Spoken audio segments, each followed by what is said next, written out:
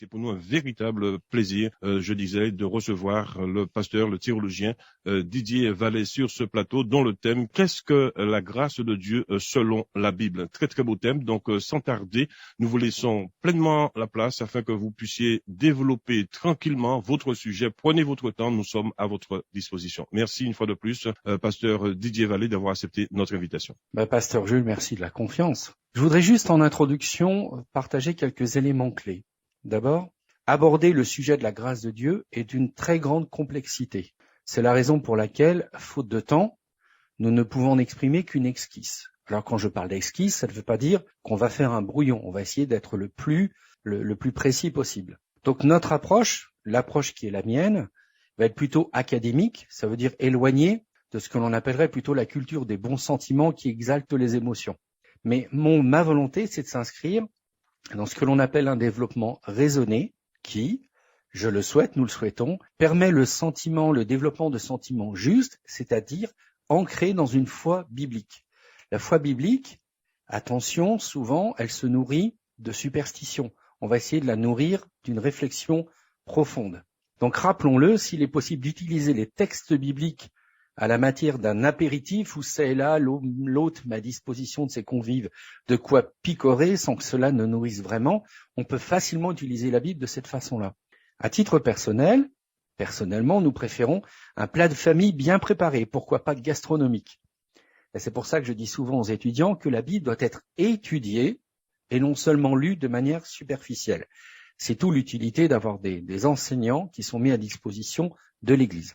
Alors notre déroulé sur l'étude de la grâce de Dieu va comporter 4 grands chapitres, 4 grands repères. Le premier, nous allons voir la grâce de Dieu dans le développement biblique.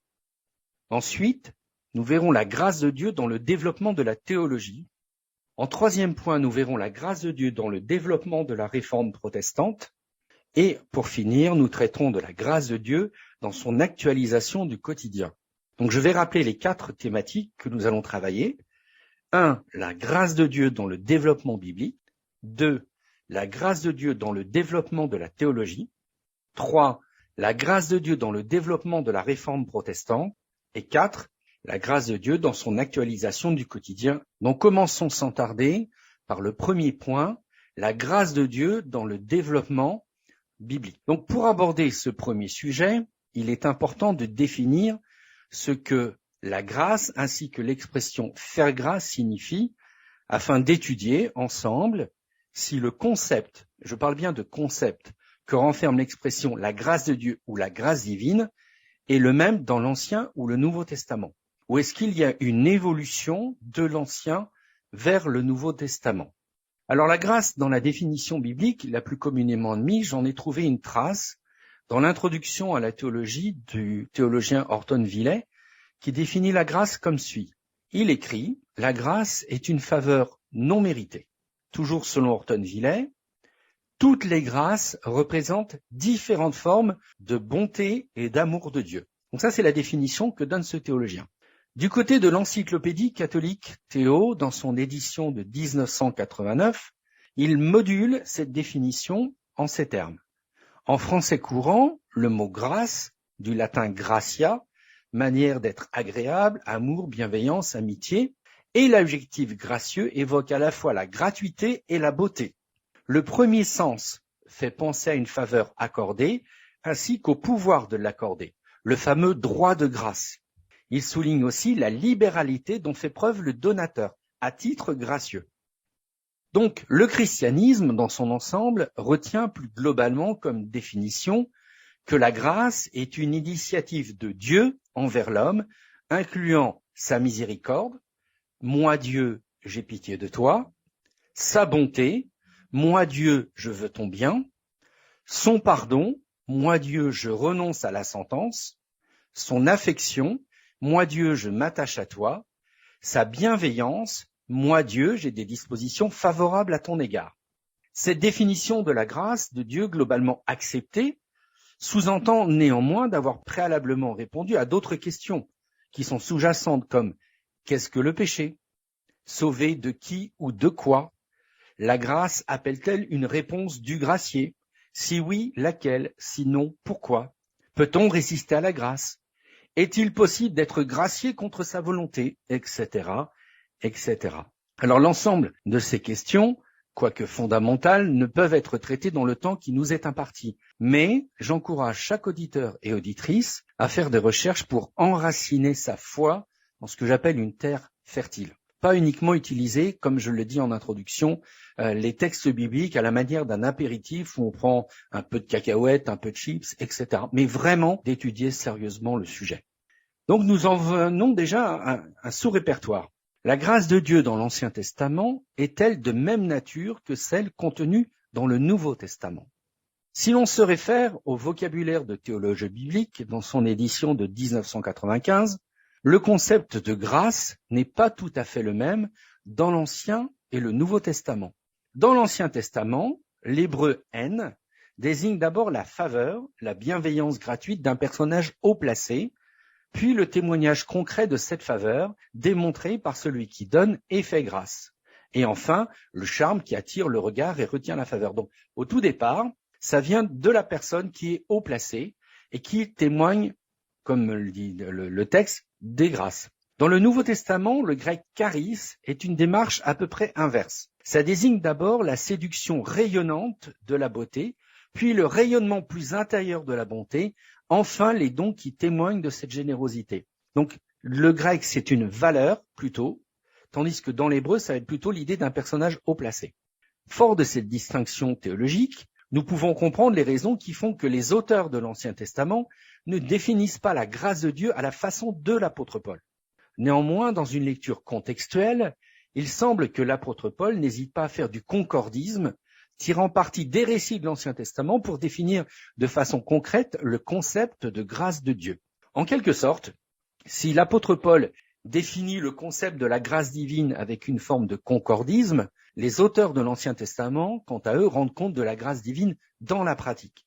Nous passons donc d'une théorie de la grâce à une pratique concrète de la grâce. Prenons par exemple le livre d'Osée. Le livre d'Osée ne va pas employer l'idée que Dieu fait grâce.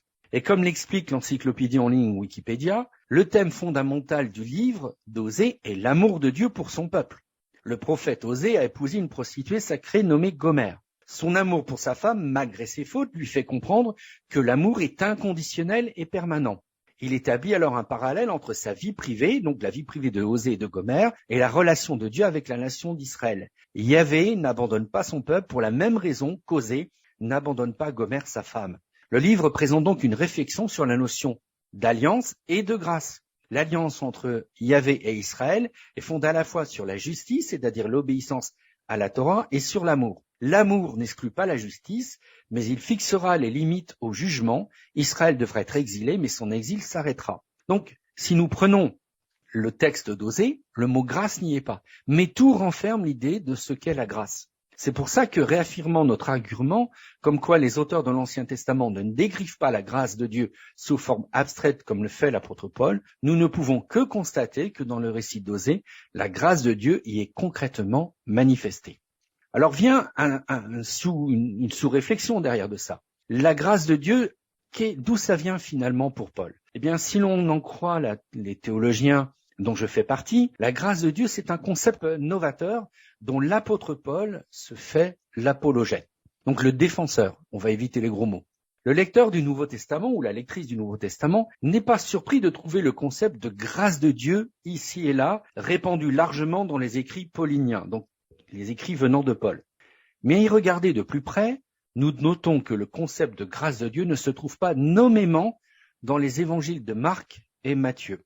La formule « rendre grâce » s'y trouve, mais dans le sens de remercier, non dans celui d'un concept théologique novateur. Dans l'évangile de Luc, qui, rappelons-le, est grec, l'emploi du concept novateur de grâce de Dieu est similaire à celui de l'apôtre Paul, ce qui est logique, car Luc est un ami et collaborateur de l'apôtre. Deux mentions dans l'évangile de Luc, nous en trouvons un dans Luc au chapitre 4, les versets 20 à 22, je lis dans la traduction de la Tome, traduction œcuménique. Il roula le livre, c'est Jésus, il roula le livre, le rendit en servant et s'assit, tous dans la synagogue avec les yeux fixés sur lui. Alors il commença à leur dire, « Aujourd'hui cette écriture est accomplie pour vous qui l'entendez. » Tous lui rendraient témoignage, ils s'étonnaient du message de la grâce qui sortait de sa bouche, et il disait « N'est-ce pas le fils de Joseph ?» Donc là, on a le concept paulinien de la grâce dans le texte. Ensuite, nous avons Luc au chapitre 7, les versets 40 à 43, qui nous dit « Jésus prit la parole et lui dit « Simon, j'ai quelque chose à te dire. »« Parle, maître, dit-il. Un créancier avait 2 débiteurs. L'un lui devait 500 pièces d'argent, l'autre 50. Comme il n'avait pas de quoi rembourser, il fit grâce de leur dette à tous les 2. Lequel des 2 l'aimera plus ? Simon répondit, je pense que c'est celui auquel il a fait grâce de la plus grande dette. Jésus lui dit, tu as bien jugé. Là, nous sommes dans le concept paulinien, novateur de la grâce. Mais je vais y revenir. Dans l'évangile de Jean, puisque j'ai quand même clairement dit que dans l'évangile de Marc et Matthieu, le concept de grâce n'y est pas nommément écrit, dans l'évangile de Jean, qui n'est pas considéré comme synoptique, c'est-à-dire, vous savez, le synoptique, c'est la vue d'ensemble. Nous avons Matthieu, Marc, Luc, qui sont une vue d'ensemble. Eh bien, là, Jean, lui, il emploie, du fait de sa rédaction plus tardive, le concept de grâce de Dieu, non pas de la façon paulinienne de l'évangile de Luc, mais plutôt avec une approche théologique directement avec un lien qu'on appellerait plutôt le lien de la pensée essénienne. C'est le prologue qui met en exergue, vous savez, le thème lumière contre ténèbres. Et là, nous sommes dans Jean, au chapitre 1, les versets 15 à 18, qui dit « Jean lui rend témoignage et proclame « Voici celui dont j'ai dit, après moi vit un homme qui m'a devancé parce que, avant moi, il était. De sa plénitude, en effet, nous avons reçu grâce sur grâce. Si la foi fut donnée par Moïse, la grâce et la vérité sont venues par Jésus-Christ. Personne n'a jamais vu Dieu, Dieu Fils unique qui est dans le sein du Père, nous l'a dévoilé. » Donc là, le concept paulinien, il est plus proche d'une approche théologique issue de ce qu'on appelle la pensée essénienne. Néanmoins, pour venir à notre sujet, l'apôtre Paul est celui qui va définir, défendre et marquer à tout jamais le concept de grâce de Dieu. Alors là, nous allons faire une digression pour essayer de comprendre d'où vient cette idée que Paul s'est mis comme l'apologète, le concepteur novateur de cette grâce. De culture juive et helléniste, donc grecque, il reprend à son compte des concepts qui lui semblent expliquer le sens du sacrifice de Jésus de Nazareth. Paul n'est pas un apôtre au même sens que le sont les compagnons de Jésus, qui eux sont des juifs ancrés principalement dans la culture juive. Saul de Tarse, devenu Paul l'apôtre, est considéré comme le fabricant de la doctrine chrétienne. Alors, il ne faut pas le prendre au sens mauvais du mot, le mot fabricant, mais il en a défini les contours. Et donc, s'il est le fabricant de la doctrine chrétienne, de cette construction est issu le christianisme que nous connaissons et pratiquons en Occident. Pour développer ce point de vue, mettant l'apôtre Paul comme le fabricant de la doctrine chrétienne, d'où est né le concept de grâce de Dieu, il est impératif pour nous qui étudions la Bible de sonder l'histoire contemporaine de Jésus pour comprendre en quoi Paul est le concepteur novateur de cette idée de grâce de Dieu auquel nous sommes très attachés. Du temps de Jésus, les sacrifices d'animaux sont toujours d'actualité. Les Romains ont aussi leur rite sacrificiel puisqu'ils sacrifient à l'empereur tel un dieu. Le sacrifice, qu'il soit de religion juive ou romaine, est toujours à l'initiative des hommes qui offrent à leur dieu du sang pour les apaiser, dans le cadre de la théologie juive, mais en plus de les apaiser, obtenir leur faveur dans le cadre du rite romain. Le peuple juif du temps de Jésus est dispensé du sacrifice à l'empereur tout en maintenant son droit de pratiquer son culte sous une certaine tolérance. Cette pax romana, la fameuse paix romaine, fait que le peuple juif ne craint pas la persécution religieuse. Aussi longtemps que les disciples de Jésus de Nazareth sont reconnus comme une secte de culte juif, tel le pharisaïsme ou le sadducéisme, ils sont tolérés et bénéficient à ce titre de la pax romana. C'est la raison pour laquelle les disciples de Jésus, après sa mort, ne craignent pas de se rendre au temple de Jérusalem, mais de par leur succès croissant des disciples de Jésus de Nazareth, les autorités religieuses juives, pour leur faire barrage, déclarent auprès des autorités d'occupation romaine que les disciples d'un certain Jésus de Nazareth ne font pas partie d'une secte juive, n'est pas une secte juive. Ce faisant, les Romains ont carte blanche pour les persécuter, car les disciples de Jésus de Nazareth ne bénéficient plus de la pax romana. À ce fait historique, nous devons y ajouter l'impact de la crucifixion, de la mort par le bois. Alors, précisons dès le départ que la croix telle que nous la connaissons, c'est une construction. À la base, la crucifixion, c'est un T. Le supplicié repose sur la forme d'un T. Et ensuite, l'idée de la croix est venue qu'au-dessus de la tête de Jésus, il y a l'écriteau pour le roi des Juifs. Et quand vous regardez ça avec une ombre, ça fait le sens de la croix qu'on a maintenant. Mais à la base, la crucifixion, c'est un tau, c'est un T. Donc, du temps de Jésus, lorsque l'on est mis à mort de cette façon-là, le supplicié est mis à mort, eh bien, cette mort atroce est réservée aux criminels et séditieux contre l'Empire de Rome. Être crucifié, être mis au pilori, c'est être couvert d'opprobre, et c'est aussi couvrir d'opprobre l'ensemble des membres de sa famille au sens le plus large possible, ainsi que ses amis. Jésus crucifié, c'est l'opprobre sur lui, sa famille et ses apôtres qu'il nomme lui-même ses amis, selon Jean 15,15. Les vivants, donc ceux qui restent, couverts de honte, se font très discrets, risquant à leur tour le même châtiment pour association de malfaiteurs. C'est certainement la raison pour laquelle les disciples de Jésus prennent peur et s'éparpillent après sa mort, préférant rester discrets. La crucifixion, la mort, est un scandale. Le supplicié est nu, en train d'agoniser à la vue de tous. De là à y voir un signe de Dieu relève de l'auto-persuasion ou du miraculeux pour les contemporains de Jésus. Et c'est là qu'entre en scène l'apôtre Paul.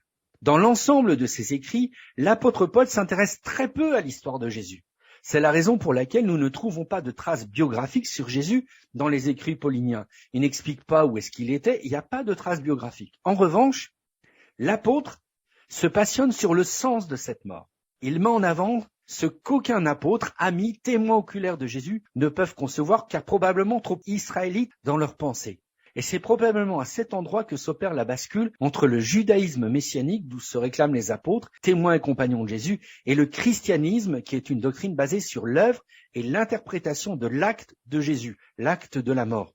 Et c'est en ce sens que nous comprenons l'affirmation de Jésus à propos de Saul de Tarse, lorsque Ananias exprime des doutes le concernant. Il lui dit « Va ». C'est Jésus qui parle, car cet homme est un instrument que je me suis choisi pour répondre de mon nom devant les nations païennes, les rois et les Israélites. Paul l'apôtre est celui qui théorise la mort de Jésus pour en faire une démonstration de force, de puissance et de salut pour toutes les nations. De là les textes centraux du Nouveau Testament et plus précisément des épîtres pauliniennes. Peut-être pouvons-nous sélectionner le texte d'Éphésiens 2,8 comme l'hymne à la grâce, qui nous dit « C'est par la grâce, en effet, que vous êtes sauvés par le moyen de la foi. Vous n'y êtes pour rien, c'est le don de Dieu. » Là encore, pour comprendre la notion de grâce comme don de Dieu, il faut revenir aux rites sacrificiels pour lesquels l'humain offre un animal à son Dieu pour l'apaiser et obtenir ses faveurs. Israël conçoit le sacrifice de cette façon. Là, mais avec Jésus, tout est intégralement renversé, chamboulé. Ce ne sont plus les hommes qui offrent des sacrifices d'animaux pour apaiser Dieu et obtenir sa faveur, c'est Dieu lui-même qui pourvoit et s'offre en sacrifice pour l'humain. Non pour obtenir des hommes apaisement et faveur, mais pour leur consentir une libre grâce qui repose essentiellement sur le don. Et c'est là que vient cette phrase de Jésus, « Tout est accompli ». Une fois que Dieu en Jésus est devenu agneau du sacrifice, plus rien d'équivalent n'existe en ce monde. Dieu rétablit la relation définitive et perpétuelle. Là encore, l'apôtre Paul le théorise. Nous sommes en 2 Corinthiens, chapitre 5, les versets 17 à 21. Aussi, si quelqu'un est en Christ, il est une nouvelle créature. Le monde ancien est passé. Voici qu'une réalité nouvelle est là. Tout vient de Dieu. Vous savez, le sacrifice, tout vient de Dieu, qui nous a réconciliés avec lui par le Christ et nous a confié le ministère de la réconciliation. Car de toute façon, c'était Dieu qui, en Christ, réconciliait le monde avec lui-même, ne mettant pas leurs fautes au compte des hommes et mettant en nous la parole de réconciliation. C'est au nom du Christ que nous sommes en ambassade et par nous, c'est Dieu lui-même qui, en fait, vous adresse un appel. Au nom du Christ, nous vous en supplions, laissez-vous réconcilier avec Dieu. Celui qui n'avait pas connu le péché, il l'a pour nous identifié au péché, afin que par lui, nous devenions justice de Dieu. La grâce, donc, comme le définit Paul, devient l'événement central, fondateur et éternel de ce Dieu qui, en Jésus-Christ, fonde une nouvelle alliance, non sur des rites sacrificiels, mais sur la volonté de Dieu de s'offrir aux hommes et femmes pécheurs pour les réconcilier avec lui. Ceci est la grâce. Et on peut à nouveau comprendre les paroles de Jésus. Oui, tout est accompli. Alors après cette première partie, qui est assez dense, nous allons continuer avec encore d'autres parties tout aussi denses. Et j'espère, Jules, que nos auditeurs auront la patience de continuer de m'écouter. Alors nous arrivons maintenant au deuxième point, la grâce de Dieu dans le développement de la théologie. Durant les premiers siècles de l'histoire chrétienne, des chercheurs ont voulu comprendre les applications et implications pratiques de la grâce divine. Des questions ont fusé. Comment agit-elle? Comment Dieu la distribue? Est-elle ou non une adhésion intellectuelle? Peut-on la discuter ou doit-elle être une vérité absolue sans possibilité de dispute? Alors dispute au sens universitaire du mot, où on sait pas, on s'écharpille, on se dispute, mais pour des convictions, mais à la fin on se retrouve de toute façon. Il faut juste, chers amis, que nous gardions à l'esprit que le christianisme primitif n'est pas un bloc monolithique. Traversé de multiples courants, il doit sa survie à des théologiens brillants qui ont travaillé sans relâche à combattre ce que l'on appelle les hérésies. Au sujet du thème central qui est la grâce, ou grâce divine, le plus connu de ses pairs est Augustin d'Hippone, d'ailleurs que Jules a mentionné la fois dernière. Né en Algérie, le 13 novembre 354, il y vit et meurt 76 ans plus tard, soit le 28 août 430 à Hippone, ville dans laquelle il exerce son ministère d'évêque. Alors évêque, ne le voyez pas comme le mot ou l'idée catholique du mot aujourd'hui qui a été un peu dévié. L'évêque, c'est celui qui est le pasteur des pasteurs, celui qui prend soin des autres. Augustin est à la fois un philosophe, un théologien chrétien, mais toujours de culture latine. Avec Ambroise de Milan, Jérôme de Stridon et Grégoire le Grand, il est l'un des 4 pères de l'Église occidentale et l'un des 36 docteurs de l'Église. Alors les docteurs de l'Église, ce sont les personnes qui ont été reconnues à travers toutes les différentes traditions chrétiennes comme étant les fondateurs de la foi, ou du moins du développement de la foi. Donc que l'on soit catholique, protestant, orthodoxe, copte, maronite, etc. Alors les écrits au sujet de la grâce qu'a publié Pélage ont pour objectif de réfuter les controverses suivantes. Les arguments de Célesius contre le baptême des enfants, les arguments de Julien contre la position d'Augustin sur le mariage et la concupiscence, les arguments de Pélage contre la grâce, les arguments des semi-pélagiens contre la priorité de la grâce au commencement de la foi et dans la persévérance finale et contre la prédestination. Le sujet de notre étude portant essentiellement sur la grâce, nous nous contenterons des sujets liés aux arguments de Pélage et des semi-pélagiens. Alors non pas que les autres arguments de Célesius et Julien sont inintéressants, mais ils relèvent d'une autre étude. Néanmoins, si le sujet vous intéresse, je vous recommande la lecture des travaux de Jean Laporte, qui ont été publiés en 1999 par le département théologie et philosophie de l'Université Laval au Canada. Je ferme la parenthèse. Donc, concentrons-nous sur les arguments de Pélage et des semi-pélagiens pour comprendre les réponses de saint Augustin. Le professeur André Gounel, dans son cours sur le protestantisme, au chapitre « La justification par grâce », explique que Pélage, moine breton contemporain de saint Augustin, considère que l'être humain peut et doit se sauver par ses œuvres. En vivant selon la volonté de Dieu, en observant sa loi, il mérite son salut. S'il se conduit en impie et fait le mal, il sera condamné. Tout dépend de lui, de ses décisions, de ses actes. Il appartient à chacun de gagner son salut ou de le perdre par son comportement. Le courant que l'on nomme semi-pélagien va tenter de nuancer les propos du moine Pélage pour tenter de réconcilier le point de vue de la grâce et des bonnes œuvres. Mais c'est une tentative qu'on appelle du concordisme, mais ça n'a pas vraiment marché. Toujours selon Gounel, le semi-pélagianisme estime que personne ne peut vraiment mériter ou gagner son salut. Aucun de nous ne remplit toutes les exigences de la loi, ni ne parvient à vivre entièrement selon la volonté divine. Nous avons tous besoin de pardon. Ce pardon, Dieu l'accorde aux hommes de bonne volonté. Si nous faisons des efforts, si nous essayons de bien agir, il vient à notre secours, il nous apporte ce qui nous manque. Par contre, il abandonne celui qui se complaît dans le péché et le mal, il le laisse aller à la condamnation et à la perdition. Nos œuvres ne nous font certes pas gagner ni mériter notre salut, néanmoins, elles le conditionnent. Ça, c'est le semi-pélagianisme.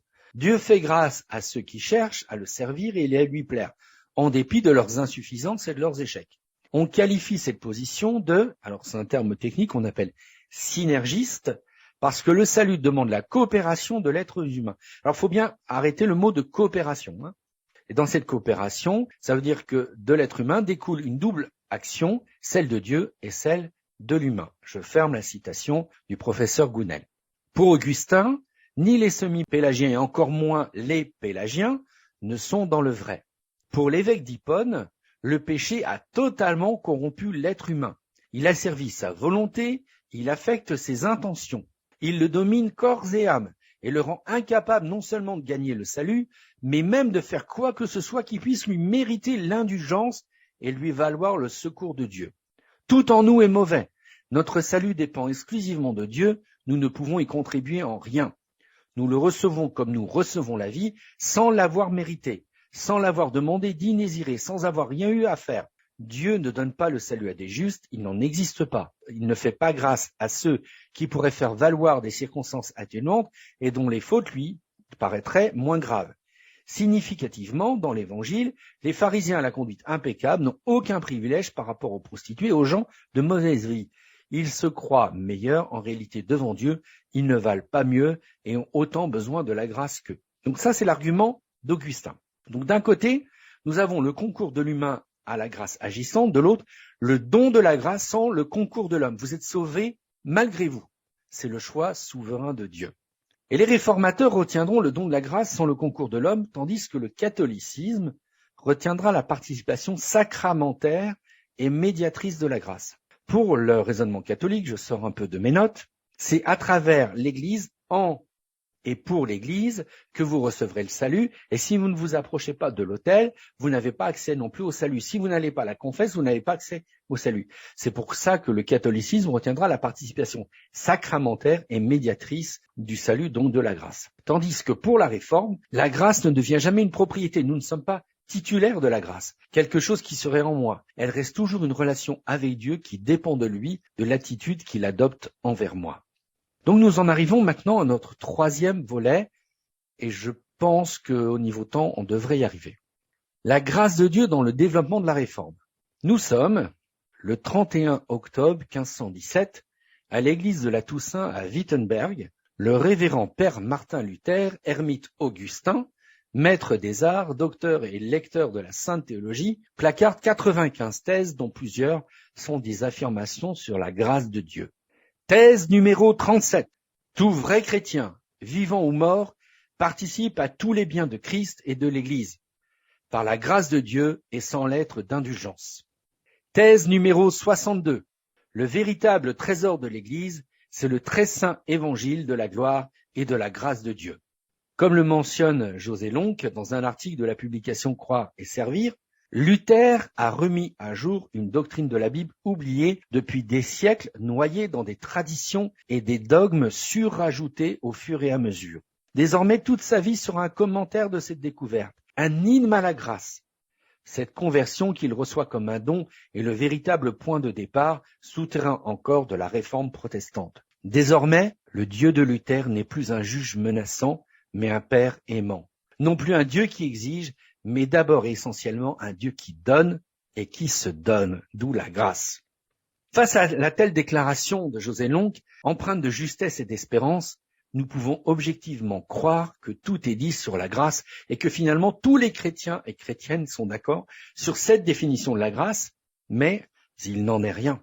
Car définir l'immensité de la grâce de Dieu pose de multiples questions que relèvent les théologiens de la Réforme.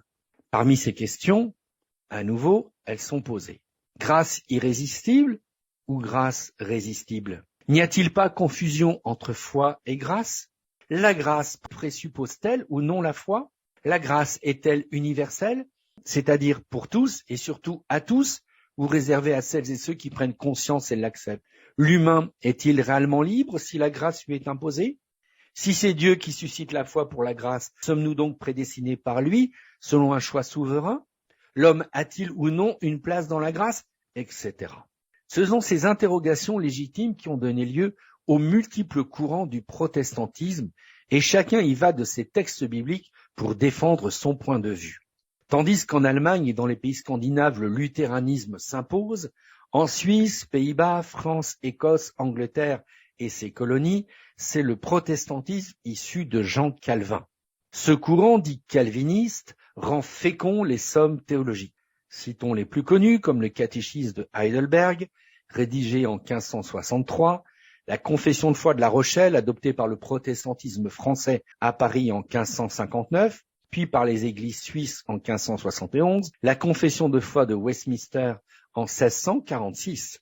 Le protestantisme français d'aujourd'hui est encore très influencé par ces travaux théologiques. Donc, pour un calviniste, la grâce de Dieu est un don extérieur et nul besoin d'un assentiment humain puisque tout provient de Dieu.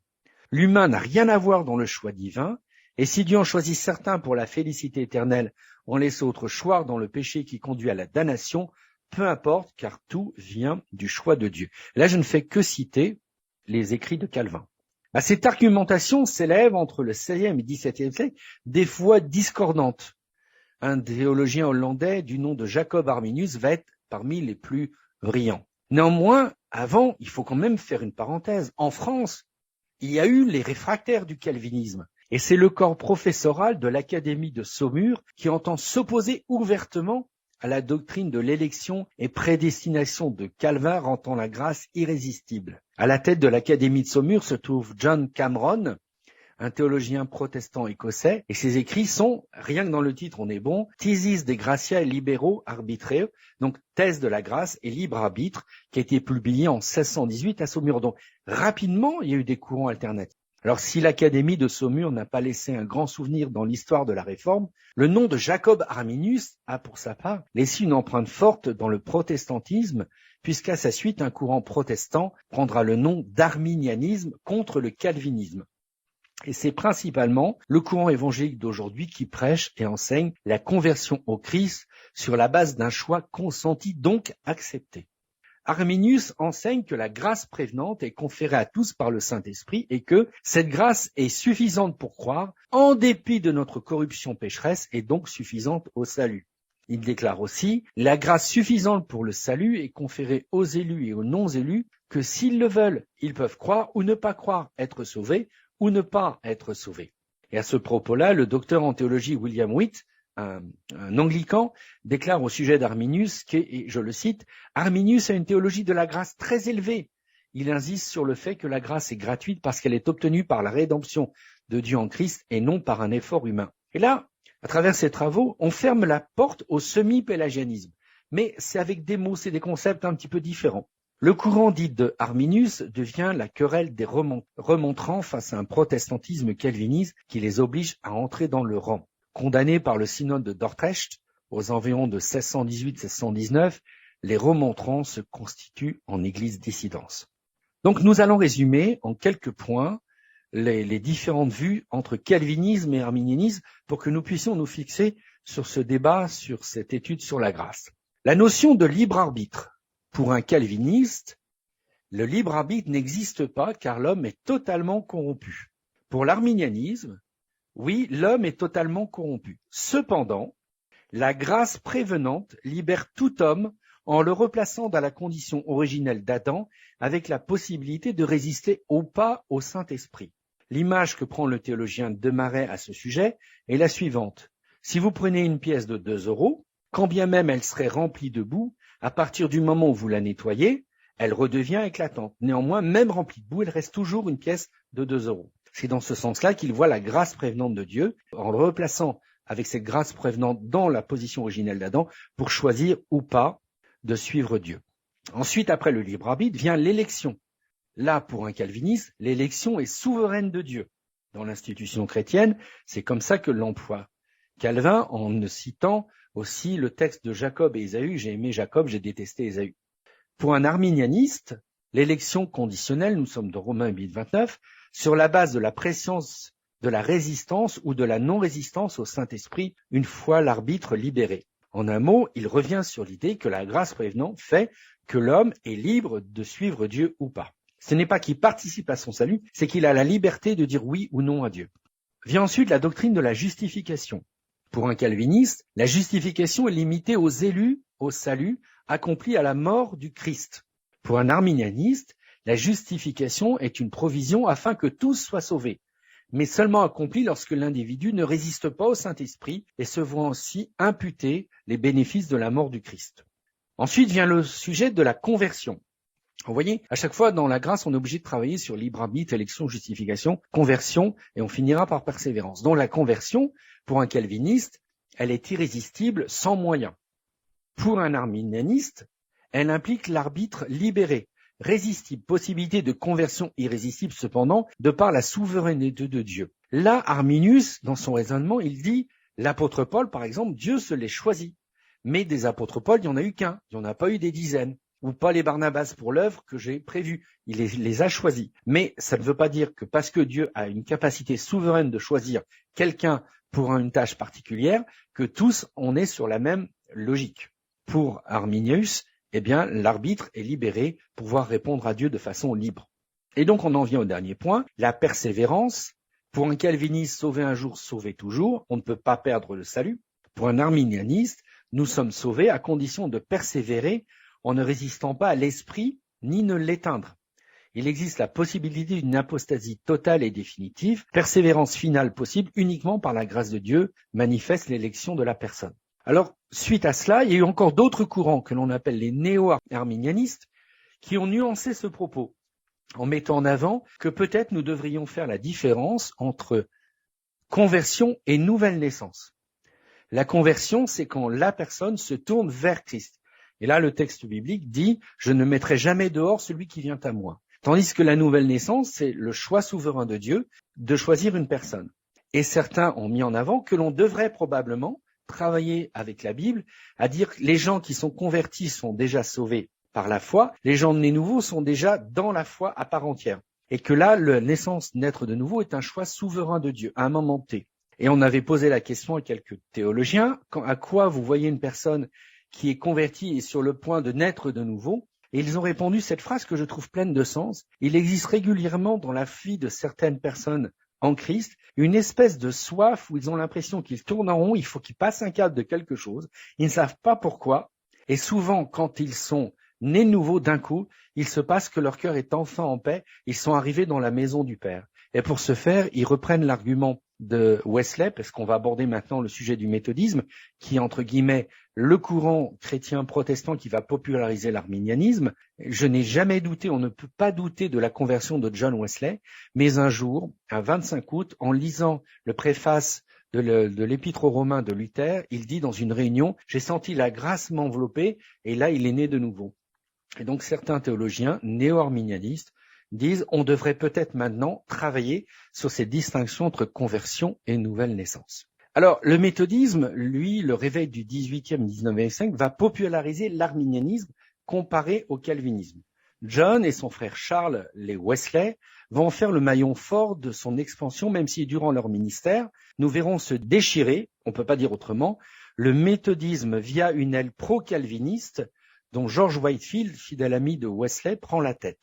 Les deux hommes de Dieu, bien que convaincus d'une doctrine différente de la grâce, s'opposent ouvertement sur le plan intellectuel, tout en maintenant fermement leur amitié, au point qu'aux obsèques de George Whitefield, le méthodiste calviniste, c'est John Wesley, le méthodiste arminianiste, qui, sous demande spécifique de son ami, assure le service d'enterrement. Ce qui est fort intéressant de voir, c'est que l'aile aujourd'hui du monde évangélique est directement issue de l'apport de John Wesley. Il faut bien se remettre dans le cadre historique. À l'époque de Wesley, en Angleterre, beaucoup de gens n'osaient plus aller à l'église et on disait dans l'église d'État, eh bien c'est normal puisque ces gens étaient repoussés de Dieu et Dieu finalement ne s'intéressait plus à eux, donc c'est normal qu'ils n'allaient plus à l'église. Jusqu'au jour où George Whitefield, bien que calviniste, a prêché aux personnes qui étaient sur leur lieu de travail, dans les mines. Et Wesley lui refusait parce qu'il trouvait que c'était pas là qu'on devait prêcher. Mais devant l'insistance de son ami George Whitefield, il va prêcher en plein air. Et là, d'un coup, qu'est-ce qu'entendent les gens? Ils entendent parler d'un Dieu qui les aime et qui veut librement qu'ils le suivent. Et d'un coup est né le réveil méthodiste en Angleterre qui va donner ce mouvement évangélique qui est d'une grande importance. Alors, à ce jour, le protestantisme est toujours animé de ces deux courants. Nous avons le calvinisme, mais on devrait mettre aussi le luthéranisme. Nous avons le calvinisme, le luthéranisme d'un côté et l'arminianisme de l'autre. Donc devons-nous en conclure qu'ils sont irréconciliables? Très certainement sur le plan théologique, car trop d'écarts les séparent. Sont-ils ennemis? Ils l'ont été, mais ne le sont plus. Sont-ils alliés? Sans aucun doute, je réponds oui. Ils ont appris avec le temps, nos chers pasteurs, nos chers théologiens, à se dire que le plus important n'est pas de se battre à coups de théologie, mais bien de diffuser l'évangile. Et quoi qu'on en dise, celui qui détient la vérité complète et entière sur comment précède et comment procède la grâce, c'est le Seigneur. Nous ne sommes pas là à compter les points. Alors, à travers les Églises unies, les protestantismes luthériens, calvinistes, méthodistes, donc arminianistes, ont su trouver un accord dans la paix et la fraternité réciproque. Je peux travailler dans une église réformée aujourd'hui, donc de tendance calviniste, sans aucun souci, et avec mes collègues, je m'entends très bien. La seule chose que je peux dire, c'est qu'avec le temps, nous avons appris à appliquer pour nous-mêmes la règle de Mélenchon, le fidèle ami de Luther, qui a dit « Dans ce qui est essentiel à l'évangile, fidélité, dans ce qui est secondaire, liberté, mais en tout point, charité. » Alors nous en arrivons à notre dernier point, la grâce de Dieu dans son actualisation du quotidien. James Packer, dans son ouvrage intitulé « Connaître Dieu », explique « La grâce et le salut ont des relations de cause à effet. C'est par la grâce que vous êtes sauvés, dit Éphésiens 2.5. La grâce de Dieu, source de salut pour tous les hommes, a été manifestée. Tite 2.11. À cette affirmation, nous pouvons ajouter que la grâce de Dieu, reçue de Dieu, implique une réponse humaine qui se veut à la fois personnelle et collective. Personnelle car je suis la personne bénéficiaire de la grâce, et collective car je partage la grâce et vis d'elle avec et pour les autres que la Bible nomme mon prochain. La grâce ne s'inscrit jamais dans un échange avec Dieu au nom de la grâce de Dieu. La réponse à la grâce est uniquement de l'ordre du don, car la grâce ne fait pas de dette. Et ça, je suis en train de citer Lewis Sherif Schaffer. Mais une mise en garde doit être faite, car il était aisé de tomber dans les travers connus des églises qui consistent à aligner des textes bibliques qui sonnent juste aux oreilles, mais qui n'engagent en rien, tellement le côté pratique est éludé. Nous devons à Dietrich Bonhoeffer, théologien allemand luthérien, cette citation criante de vérité à laquelle j'adhère pleinement. Le salut est gratuit, mais l'apprentissage exigera votre existence tout entière. La personne sauvée par grâce doit apprendre à vivre de cette grâce, à partager cette grâce et transmettre cette grâce. Comme l'explique si justement Jess Malone dans son livre Manuel de survie pour les paroisses, dans la culture pastorale, nous utilisons souvent des termes tels que disciple ou apôtre sans comprendre le sens de ces mots. Le terme disciple est si essentiel à l'appel de Jésus que nous devons en connaître la signification. Le mot grec pour disciple est mathétes, qui à son tour vient du verbe mantanienne, qui signifie apprendre. Pensez au terme maths. Être disciple de Jésus-Christ, c'est donc être apprenti. C'est s'engager dans une étude continue de et sur Jésus le Maître, Jésus l'enseignant. Disciple vient du latin discipulus et suggère que le processus d'apprentissage n'est pas aléatoire mais intentionnel. Devenir disciple, c'est s'engager dans un tel processus de croissance. Fin de citation. Vivre sous, à travers la grâce, est un processus de croissance qui demande à la fois un changement de mentalité, de culture, de façon de faire. Sans cette volonté farouche de croissance, la grâce n'est plus reconnaissance et gratitude, mais démarche auto-centrée, reléguant l'œuvre divine à une simple philosophie de pensée, d'où l'expression populaire « faites ce que je dis, surtout pas ce que je fais ». Les évangiles nous racontent la vie et l'œuvre de Jésus sont incroyablement pratiques. Jésus appelle ses disciples présents à venir à être témoins du concret. Donner du sens à la grâce reçue, tel est notre appel. Car ce n'est pas au nombre de réunions de culte que nous serons reconnus comme disciples de Jésus-Christ, mais à l'amour que nous avons les uns envers les autres et au fait que nous acceptons d'être lumière et sel de la terre. Et quand je dis ça, je dis pas que nous sommes appelés à jouer à la lumière et au sel de la terre. Nous sommes appelés à l'incarner. Nous ne jouons pas un rôle. Nous ne sommes pas des acteurs de quelque chose, ni des actrices. Et donc, la grâce s'incarne toujours, ne se joue jamais. Si vous jouez à être une personne de grâce, à un moment ou à l'autre, nous le serons. Et n'oublions pas ce que dit le Seigneur. Ce ne sont pas tous ceux qui me disent Seigneur, Seigneur, qui entreront dans le royaume de Dieu, mais ceux qui font la volonté de mon Père qui est dans les cieux. Jésus alerte, il m'alerte, il vous alerte, qu'il est facile de paraître un disciple de Jésus sans l'être réellement. D'où les jugements, les condamnations, les intransigeances, les critiques, les nouvelles pénitences. Le plus difficile n'est pas de s'affirmer disciple, mais de l'être. C'est en ce sens que Martin Luther, le réformateur, découvre la grâce. Lui, le moine qui observe les moindres demandes de son Église, découvre qu'il n'arrive jamais à atteindre la paix intérieure. Les rites, les prières, les pénitences, rien n'y fait. Mais un jour, miracle, il découvre que le pécheur qu'il est sauvé par grâce et qu'il lui appartient de répondre à cette grâce par le don de lui-même. Alors j'en viens à cette question pratique qui sera notre conclusion. Aujourd'hui, comment rendre active la grâce de Dieu? Engageons-nous à aimer en pratique et non du bout des lèvres. Il est certain que ça demande beaucoup d'efforts pour s'auto-évaluer, pour s'auto-élever au grade de maître, s'arrogeant des droits de vie ou de mort sur son prochain que l'on considère faible, parce que ça c'est facile. Mais n'oublions pas que le disciple sauvé par grâce n'est jamais plus grand que le maître. Et il nous est avantageux, croyez-moi, de rester des disciples. C'est-à-dire que nous sommes des apprenants qui ont le droit à l'erreur. Le jour où vous voulez être un maître, vous n'avez plus le droit à l'erreur. Alors remettons la Sainte Seine sous la grâce, car autour de la table du roi des rois, le pécheur y trouve son refuge.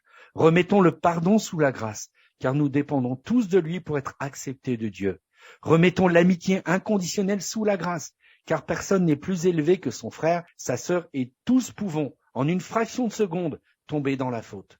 Remettons nos églises sous la grâce, pour que les dirigeants y exercent leur ministère avec humilité, douceur et simplicité de cœur, car ils auront des comptes à rendre à celui qui les appelle à vivre de la grâce. Remettons la grâce au centre de nos vies, pour arrêter de croire que sauver par grâce, c'est la permission de faire tout et n'importe quoi. Penser ainsi, c'est trahir la grâce, car c'est rendre caduc le don reçu de Dieu. Remettons la grâce dans le quotidien de nos existences, parce que nous ne sommes pas appelés à jouer aux disciples, mais bien à incarner la vie de disciples. Et je vais terminer avec ce texte, l'adaptation de 2 Thessaloniciens. Prions continuellement, afin que notre Dieu nous trouve dignes de l'appel qu'il nous adresse, que par sa puissance, il nous donne d'accomplir tout le bien désiré et rende active notre foi. Ainsi, le don de notre Seigneur Jésus-Christ sera glorifié en nous et nous en lui, selon la grâce de notre Dieu et du Seigneur Jésus-Christ. Alors, remettons la grâce juste place, car oui, comme dit Jésus, tout est accompli. Je vous remercie pour votre écoute.